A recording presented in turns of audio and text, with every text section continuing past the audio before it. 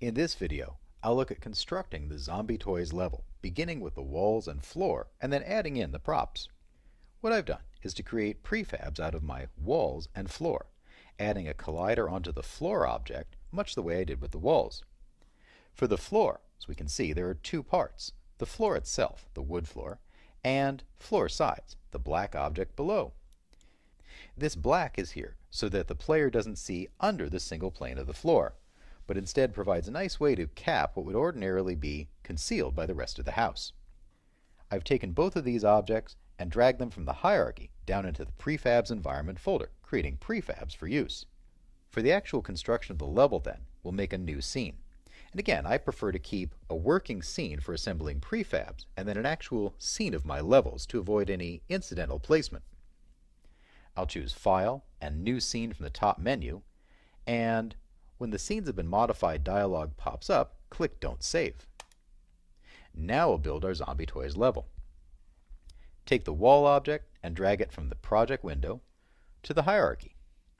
Then drag in the floor, again from project to hierarchy.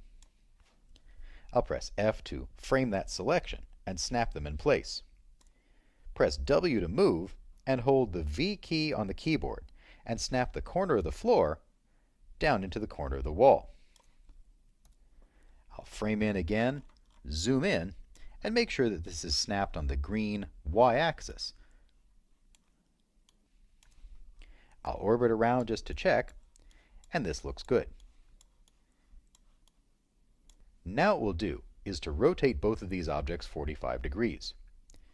If we play our game with the level as it is, we'll see a view somewhat like this, which is not terribly exciting.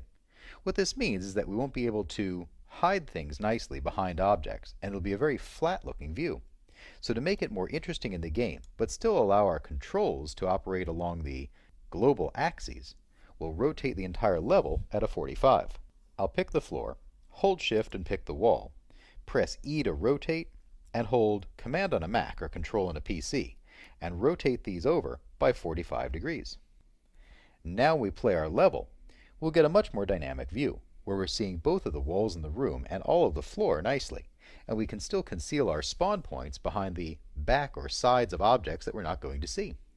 As a side note here, I put the colliders on the floor when it was aligned to the world axes, and this way the collider automatically sized to it. If we place colliders on with a rotated object, we may see those colliders still align with the world, and hence the collider would be larger. Now that I've got this piece in, I'll start to place in the other prefabs for the props, starting with the largest ones. Take the dollhouse from the prefabs and drag it into the scene. These need to be more or less placed in the right place according to our plan, but we have some flexibility. The dollhouse then is going to sit on this left side wall. I'll rotate it around holding Command or Control to snap the rotation until I can see the front, and then align it with the floor planks. This gives me a rotation of -225 degrees. Then I'll press W to move and slide that dollhouse along the wall, making sure it doesn't pass through the baseboard.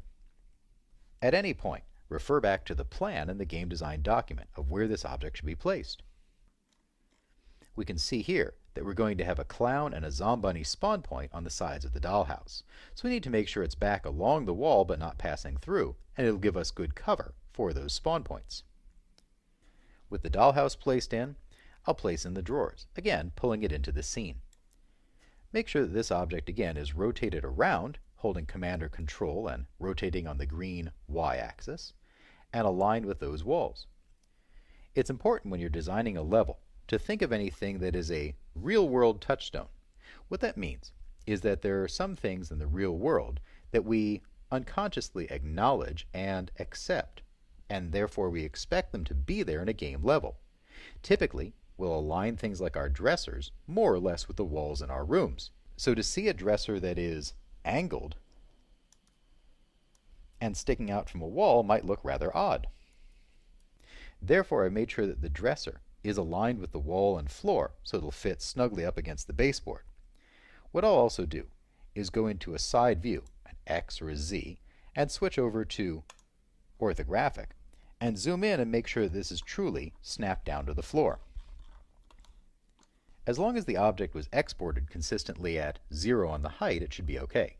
But it's important to make sure that objects do actually meet the floor. Switch over to a wireframe, for example, to check, zooming in closely and verifying that the feet are in fact landing on the floor to avoid any accidental light bleeds or ambient occlusion awkwardness. I've switched back over to a perspective. I'll orbit around and place this chest of drawers roughly in the corner. Again, I'll select it and move over.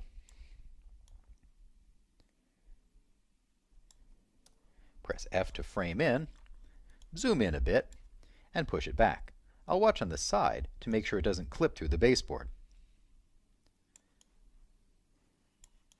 There's a little space there and a concealment point for a spawn point back here. Now that we've got these two pieces in, we can place the rest of our props.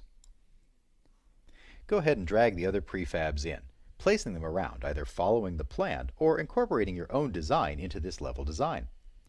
We can drag in large things first, like the stool for example, and then strategic items such as the blocks, clock, and arches, positioning them around and giving space around them for both our NPCs and our player to move. One thing to avoid as part of this particular level design is excessive symmetry or matching objects. When you're placing in the smaller objects in the room, this is a chance for some artistic flexibility. For example, on the stool here, rather than simply dragging it in and leaving it with a rotation at 0, I'll rotate on the green Y-axis, but not holding Control or Command. I'll rotate it over 15, 16, 20 degrees, something in that range. So it looks like a stool that was more or less placed there without being perfectly aligned to the floor. Again, part of level design, especially in a place like this where it's a familiar surrounding, is making sure that things are obviously right. Making sure that things like the stool are not perfectly aligned with the floorboards, but things that would naturally be aligned with the walls, such as maybe the dollhouse and definitely the dresser, are, so that we don't break the illusion of being in the bedroom. Go ahead and run through and place in the rest of the objects in this level, placing around all the different props, creating new prefabs if you need. Once those are all in, we'll look at making the level boundary colliders to keep the player from falling off the world.